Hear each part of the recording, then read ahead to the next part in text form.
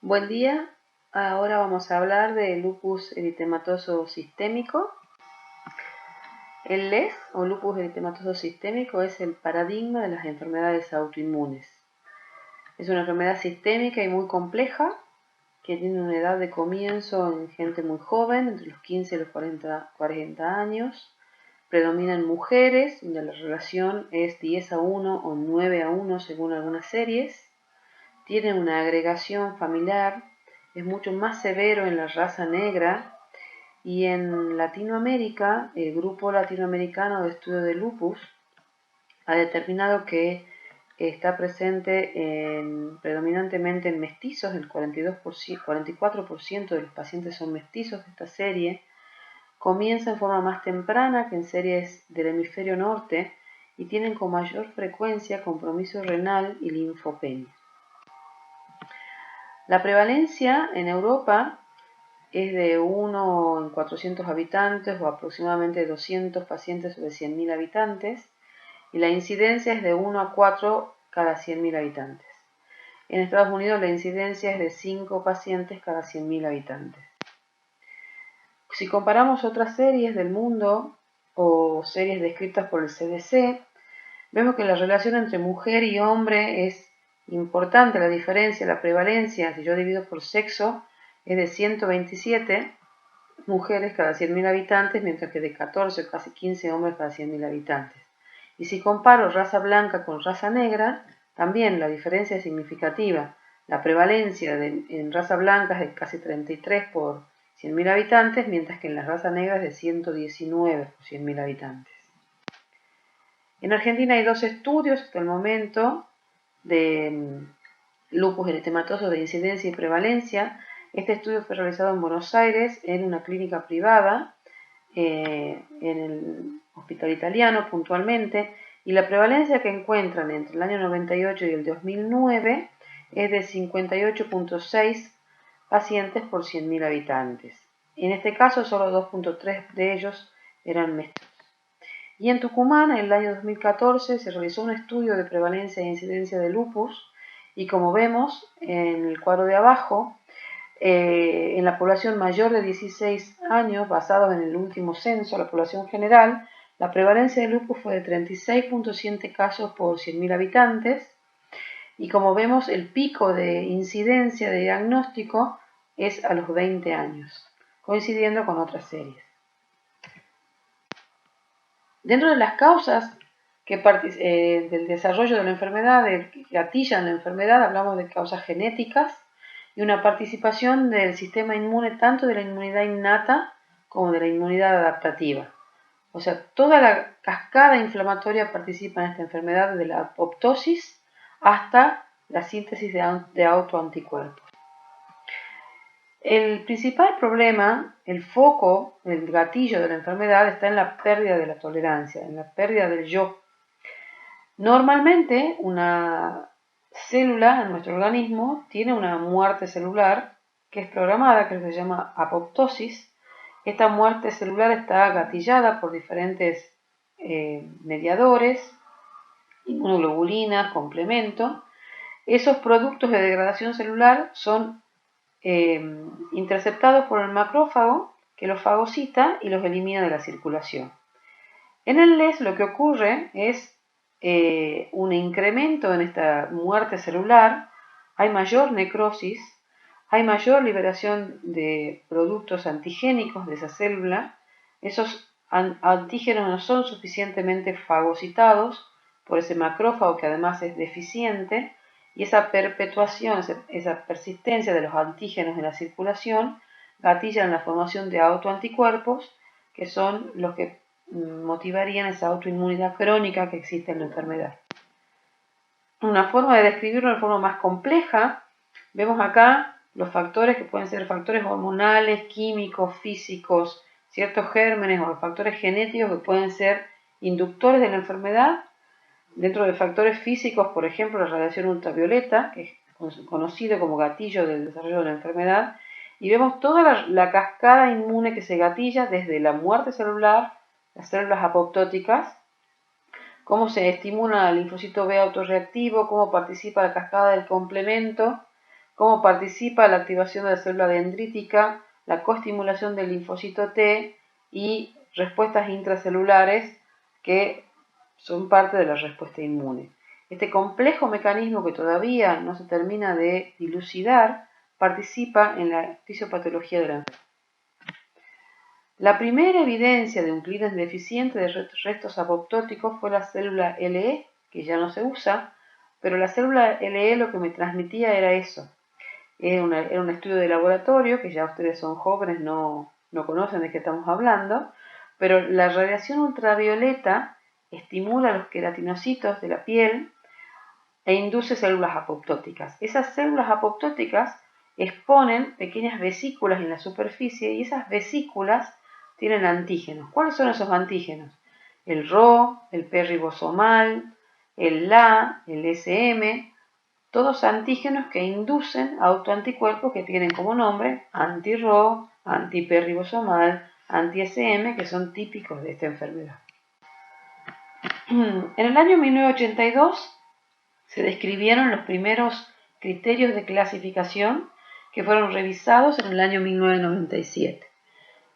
Esos criterios son 11, con 4 de esos criterios.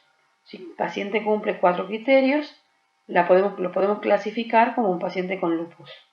Y son rash malar, erupción discoide, fotosensibilidad, úlceras orales, artritis, que es no erosiva, serositis, descrita como pleuritis o pericarditis, compromiso renal con proteinuria o cilindruria, compromiso neurológico con convulsiones o psicosis, alteraciones hematológicas, dentro de las que están incluidas la anemia hemolítica, la leucopenia, la linfopenia y la trombocitopenia, alteraciones inmunológicas, presencia de anti-DNA, anti-SM o anticuerpos antifosfolípidos positivos y anticuerpos antinucleares positivos. ¿Cuáles son las manifestaciones clínicas de esta enfermedad? Los pacientes tienen principalmente síntomas constitucionales, como en todas las enfermedades autoinmunes. Cuando debutan tienen astenia, adinamia, pérdida de peso, síndrome febril prolongado, mialgias o artralgias y adenomegalias. El fenómeno de Raynaud, que es más típico en otras enfermedades, también se puede presentar en el lupus eritematoso sistémico, como vemos acá en esta foto. La piel es un punto a detallar en el LES, ya que da manifestaciones muy ricas y nos permiten hacer un diagnóstico más certero. Existen manifestaciones cutáneas específicas y manifestaciones inespecíficas. Dentro de las específicas hablamos de que hay un lupus agudo, uno subagudo y un crónico. El lupus agudo típico es el eritema malar o el rash en alas de mariposa, que es fotosensible, que no deja cicatriz. Las formas subagudas son 3, la forma psoriasiforme, la forma anular policíclica y el eritema multiforme. Y dentro de las formas crónicas, el lupus discoide, la paniculitis lúpica o el lupus profundo, las formas crónicas son las que dejan cicatriz. Dentro de las formas cutáneas inespecíficas, es decir, las podemos encontrar en otras enfermedades, los pacientes tienen fotosensibilidad, pueden cursar con urticaria, vasculitis o vasculitis necrotizante, eritema periungueal, eritema palmar y livedos reticulares. Aquí vemos algunas imágenes de lupus cutáneo, pacientes que tienen aquí arriba, a la izquierda, pacientes con rash malar en alas de mariposa, que respeta el surco nasogeniano, abajo un paciente con una forma psoriasiforme, en el centro un paciente con un lupus subagudo con un anular policíclico y abajo un eritema multiforme. A la derecha lesiones de lupus discoide, que vemos que tienen un centro blanquecino cicatrizal a nivel de la alopecia que presenta ese cuero cabelludo y en piel, en cara, en otro paciente. Y la palma de la mano de abajo es una paciente que tiene vasculitis, que se expresa así, vasculitis palmar, que es una vasculitis leucocitoclástica. Acá hay más lesiones de lupus cutáneo. La paciente, que se ve la foto de su facie, tiene lesiones mixtas, lesiones de lupus agudo y lesiones de lupus subagudo, algunas de anular policística y algunas de lupus crónico que han dejado cicatriz. Las mucosas son zonas que tenemos que buscar, investigar, evaluar en los pacientes con LES. Es frecuente encontrar vasculitis en el paladar, inclusive erosiones en el paladar blando, como vemos en estas dos pacientes. El compromiso articular es frecuente. El lupus puede producir artritis, pero es una artritis no erosiva, que puede ser deformante, como vemos en la foto de arriba, con una artropatía de Charcot, pero que es reductible, ¿sí? Es decir, puede volver a la forma normal al apoyar la mano de esa paciente sobre una superficie dura. Los pacientes con LES pueden tener compromiso cardiovascular variado. Hablamos de una pancarditis, pueden tener pericarditis o derrame pericárdico, pueden cursar con miocarditis, que es severa, o pueden hacer endocarditis y dentro de ellas una valvulopatía que es típica del LES, que se llama valvulopatía de Liebman-Sachs. Además pueden tener hipertensión arterial, pueden cursar con arritmias o con enfermedad coronaria, sobre todo cuando tienen asociados anticuerpos antifosfolípicos. Aquí vemos una imagen de un paciente en terapia, en unidad de cuidados intensivos con un derrame pericárdico severo. Pueden tener manifestaciones pleuropulmonares, además de ser un criterio de clasificación, la serositis es una manifestación en la evolución de la enfermedad, pueden cursar con pleuritis o derrame pleural, pueden tener compromiso pulmonar parenquimatoso y pueden dar una neumonía intersticial que puede ser aguda o crónica, que no es frecuente, y pueden cursar con hemorragia alveolar, que es un cuadro grave, que tiene una altísima mortalidad y son pacientes que los conocemos generalmente en unidad de cuidados intensivos, como vemos en la foto de abajo, es una paciente con una hemorragia alveolar difusa. Otras manifestaciones pueden tener son tromboembolismo pulmonar, hipertensión arterial pulmonar o el síndrome de pulmón encogido que cursa con disnea y con una elevación de los diafragmas en los pacientes, donde el problema en esta patología es una miositis o una vasculitis, no se sabe todavía bien cuál es la causa, pero los pacientes cursan con disnea, sobre todo en el decúbito dorsal. Las manifestaciones hematológicas también son frecuentes. Los pacientes pueden cursar con anemia, que es anemia de enfermedad crónica, normocítica normocrómica, o anemia hemolítica autoinmune con anticuerpos con CUMS positiva. Pueden cursar con trombocitopenia y púrpura, con leucopenia y linfopenia o con hipocomplementemia, que es por consumo. Las manifestaciones neuropsiquiátricas son de las más variadas.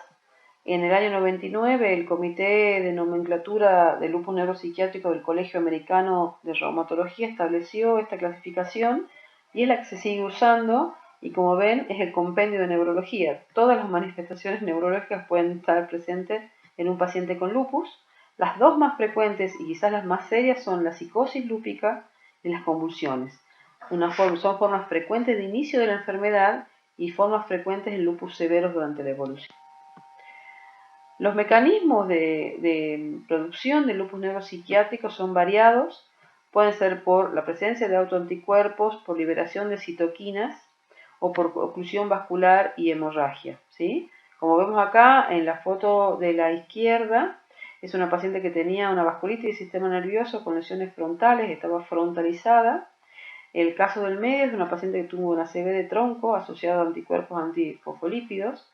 Y la foto de la derecha es una foto que nos obliga a hacer diagnóstico diferencial en una paciente con un absceso, un proceso infeccioso, que es bastante frecuente también como complicación de las terapias utilizadas en el compromiso renal y el compromiso del sistema nervioso central son los dos grandes órganos que cambian un poco la perspectiva de esta enfermedad.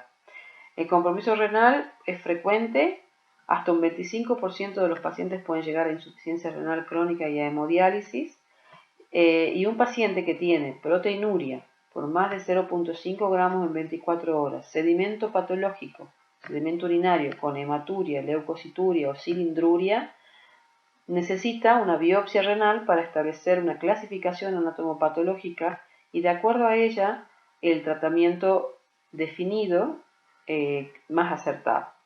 Las clases histopatológicas pueden ser: clase 1 es la glomerulonefritis mesangial mínima, La clase 2 es la proliferativa mesangial. La clase 3 es la glomerulonefritis focal, porque compromete menos del 50% de los glomérulos.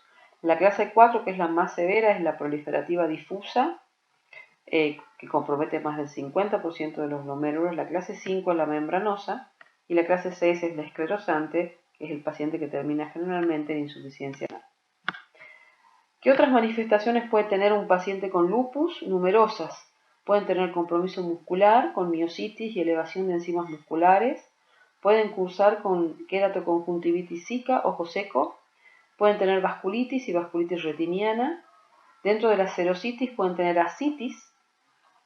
Pueden cursar con pancreatitis, que muchas veces es severa, que pueden tener diferentes mecanismos, por trombosis, por vasculitis, e inclusive está descrito una pancreatitis por esteroides. Pueden cursar con vasculitis intestinal o mesentérica o infarto mesentérico y con esplenomegalia.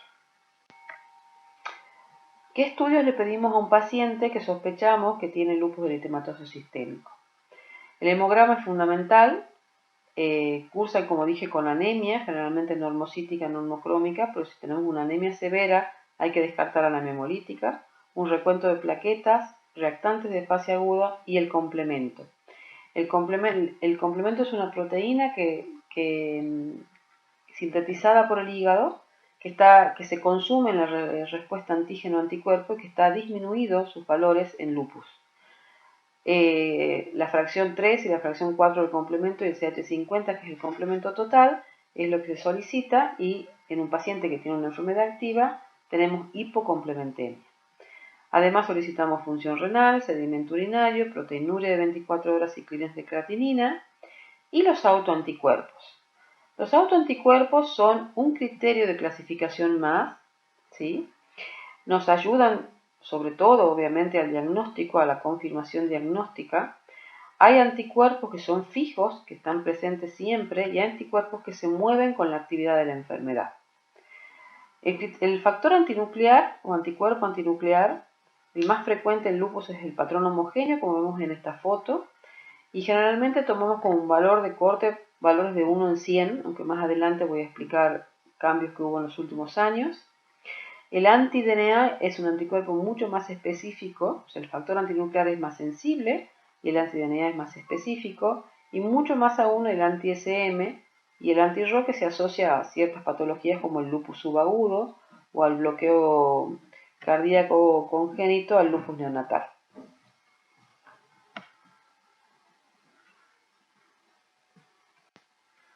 Con respecto al pronóstico, es una enfermedad crónica que afecta sobre todo a jóvenes, es más severa en hombres. El pronóstico depende del tipo de órgano y el sistema comprometido y depende de las comorbilidades. Un paciente joven que tiene solo compromiso cutáneo y compromiso articular tiene muy buen pronóstico. En cambio, si un paciente joven que tiene compromiso renal de inicio, compromiso cardíaco con miocarditis, que necesita drogas más complejas, drogas inmunosupresoras, obviamente tiene un pronóstico diferente. El manejo de esta enfermedad es multidisciplinario y está descrito desde el año 70, desde la década del 70, un patrón bimodal de mortalidad. Y decimos que en los primeros años la mortalidad es fundamentalmente por actividad de la enfermedad o por infecciones asociadas a los tratamientos. Mientras que cuando tienen más de 10 años de evolución, la mortalidad está determinada por las comorbilidades o por enfermedad cardiovascular fundamentalmente. La sobrevida ha mejorado muchísimo en los últimos años y a 5 años es del 98%, o sea, casi el 100% de los pacientes. ¿Cómo medimos la actividad de la enfermedad del lupus? Hay diferentes scores. Este es uno a modo de ejemplo que se llama SLEDAI o SLEDAI, donde a cada manifestación clínica o de laboratorio se le da un puntaje y nos permite hacer un seguimiento de la actividad de la enfermedad. Por ejemplo, si el paciente tiene miositis, debilidad proximal, con elevación de enzimas musculares o electromiograma, tiene un puntaje de 4. Si el paciente está teniendo convulsiones, tiene un puntaje de 8. Si el paciente tiene leucopenia, tiene un puntaje de 1. Sin embargo, el SLEDAI por sí solo no traduce severidad de la enfermedad. Entonces se le hizo una modificación posteriormente con este score, que es el SEDENA-SLEDAI, donde entran a jugar otras variables como ser la evaluación en el Physician Global Assessment, o sea, la evaluación del médico de la enfermedad, de los cambios de tratamiento que requiere ese paciente y el cambio del puntaje de SLEDAI que hablé anteriormente. ¿Por qué? Porque solamente yo puedo tener un paciente que tenga un SLEDAI alto, pero con manifestaciones de baja severidad, mientras pacientes que tienen un SLEDAI bajo y sin embargo tienen menos de 1000 glóbulos blancos, que es una manifestación severa, y sin embargo van a tener un SLEDAI de 1 punto. Por lo tanto, con este score se pudo mejorar y uno puede decir si el paciente tiene una exacerbación o un flare o un brote, que son términos que van a escuchar, leve o moderado, o un brote o exacerbación intensa. ¿Cuáles son las complicaciones que tienen los pacientes con lupus? Las infecciones, aquí vemos una foto de un paciente con herpes zóster.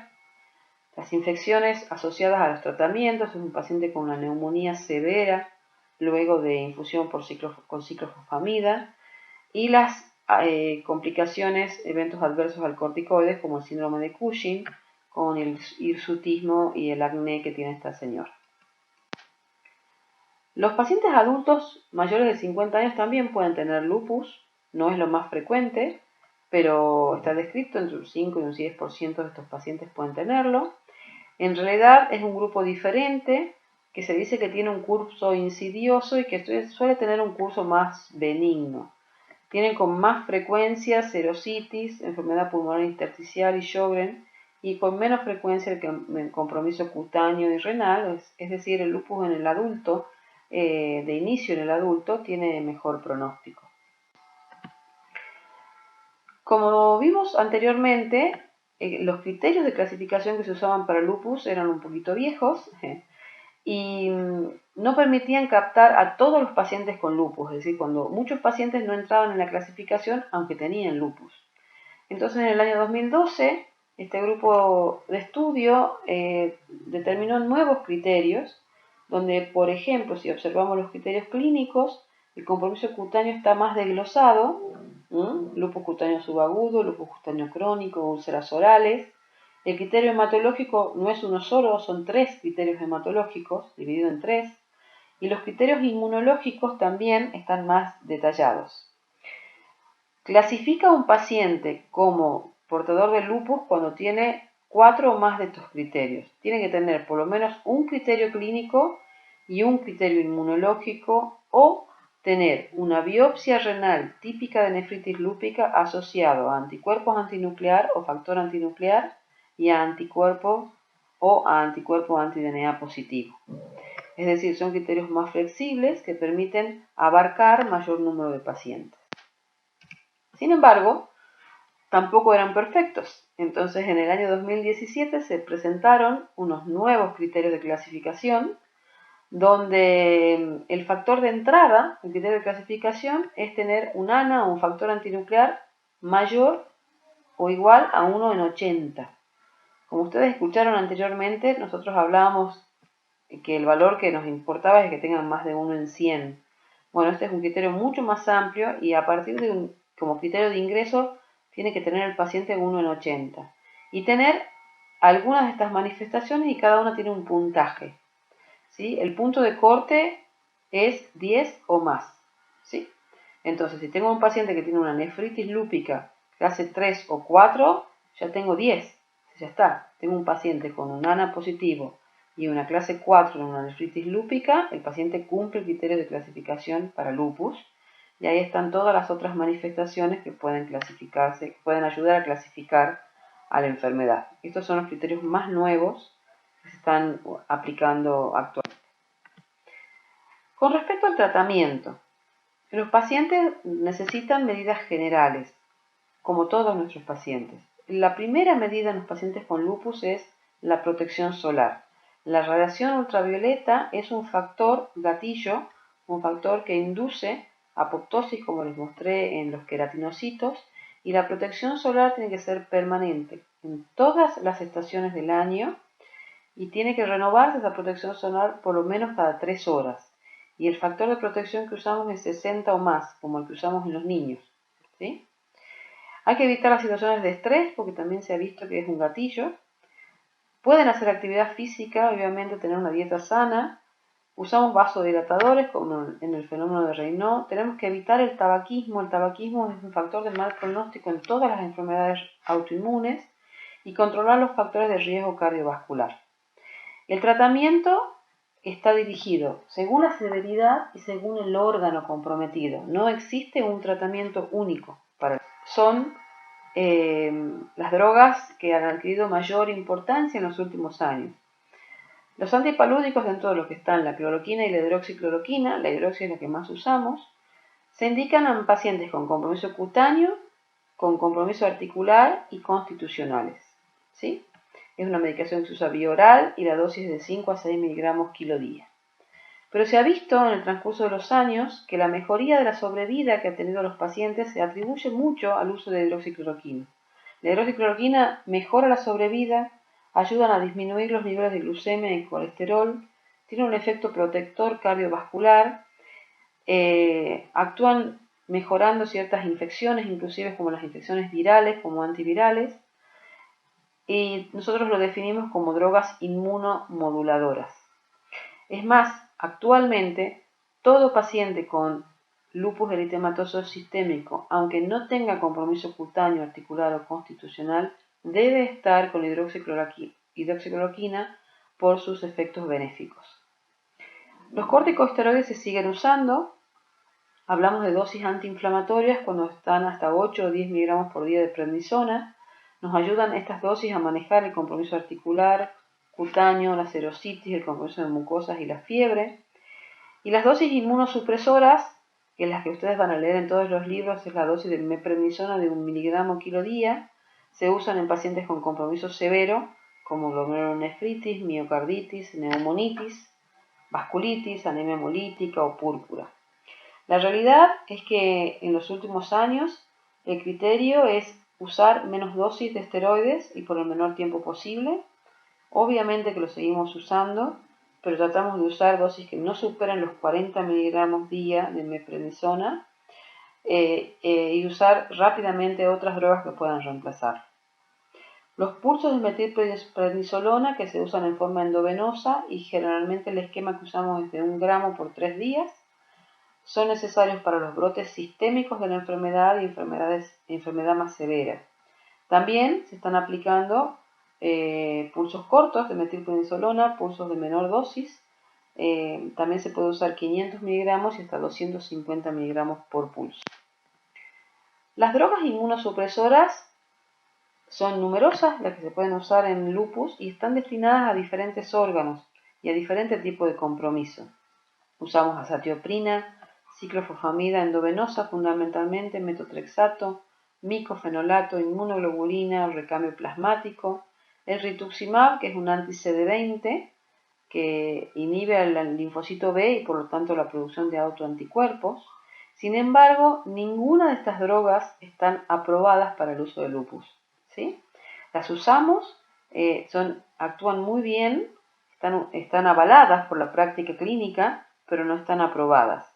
La única droga aprobada en los últimos 50 años es el belimumab, que es un anti-BLyS. El BLyS es un factor de maduración del linfocito B y está indicada para lupus no severos, ¿sí? Lupus con compromiso cutáneo, compromiso articular, anti-DNA positivo e hipocomplementaria. Muchas gracias.